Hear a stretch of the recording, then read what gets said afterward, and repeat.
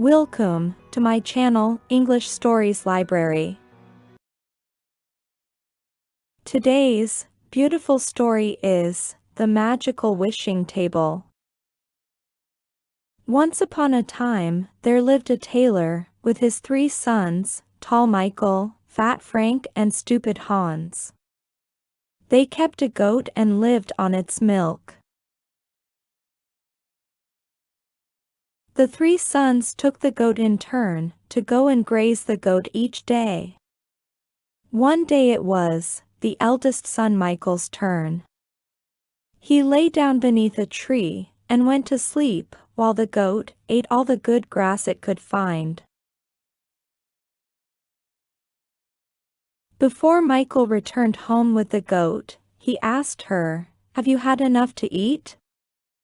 The goat replied, "I am so full up, I could not eat another blade of grass."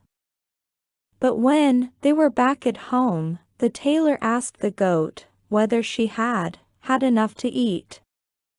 This time, the goat answered, "I'm not at all full, because I couldn't find a single blade of grass to eat." The father was very angry when he heard this, and he ordered Tall Michael to leave the house at once. The middle son, Fat Frank, did not do any better with the goat, who also blamed him for not giving her any grass to eat. And Fat Frank too was thrown out of the house.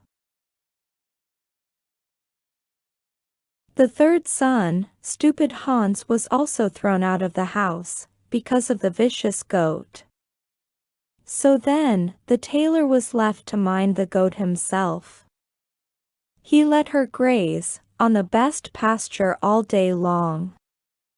But at night, the goat again claimed that she was not full and hadn't had any grass to eat during the day. Then the tailor realized that he had punished his sons wrongly. The goat had been lying all the time. The 3 sons had moved far away, and no one knew of their whereabouts. To punish the goat for its wickedness, the tailor shaved the goat's head, and then chased her out of the house. Meanwhile, Tall Michael had been learning to be a carpenter. When he had completed his training, he decided that he would return home to see how his father was. As a goodbye present, his master gave him a little table. He said, "Listen, Michael, if you order the table to set itself, it will produce an array of the finest dishes." Michael thanked his master for the magical wishing table and set off home. On the way home, he spent a night at an inn. As he did not order anything to eat or drink, and had taken the little table into his bedroom, the innkeeper became very suspicious and looked through the keyhole at Michael. Then the innkeeper saw that the little table had produced an array of delicious dishes and even wine when Michael had ordered it to do so. "I must have that magic table," thought the innkeeper to himself. When Michael was fast asleep, the innkeeper crept into his room and swapped the magic table for an ordinary one.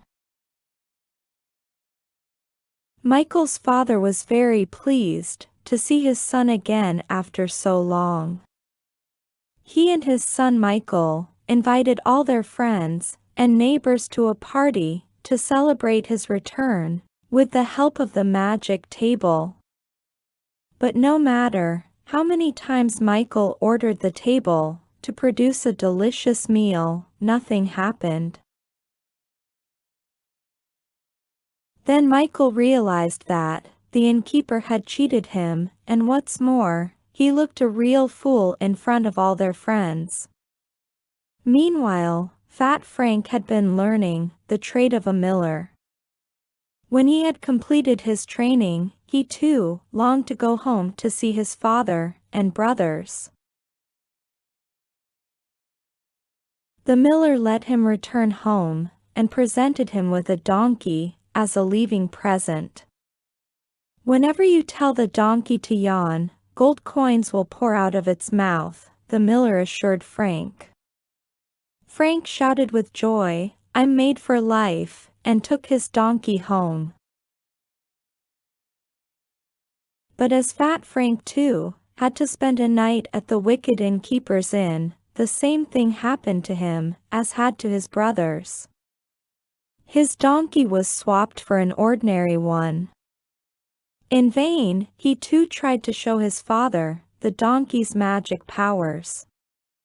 But in the end, Frank too had to admit that the innkeeper had cheated him. The youngest son, stupid Hans, had been learning the art of wood carving, and his master presented him with a sack as a goodbye present. "Whenever you find yourself in distress, and you need help, just shout, 'Club,' out of the sack, and you will be saved," said his master. On his way home, stupid Hans also had to spend a night at the same inn.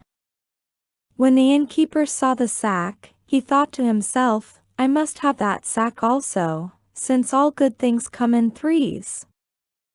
Who knows what wonderful treasures may be found inside?"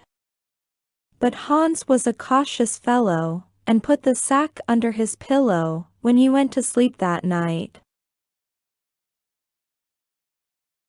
Then the innkeeper crept into the room whilst Hans pretended to be asleep, by snoring loudly.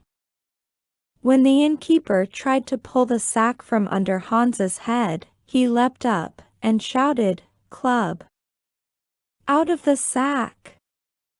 At once, the club shot out of the sack, and clobbered the innkeeper hard on the head. No matter how loud the innkeeper shouted for help, the club carried on beating him, for the wicked innkeeper deserved all he got. Then Hans said to the wicked innkeeper, "If you give back the magic table, and the donkey you took, then you will be left in peace." The innkeeper finally promised to do this, so Hans ordered the club back into the sack. The innkeeper gave back the stolen table and donkey, moaning and groaning as he did so.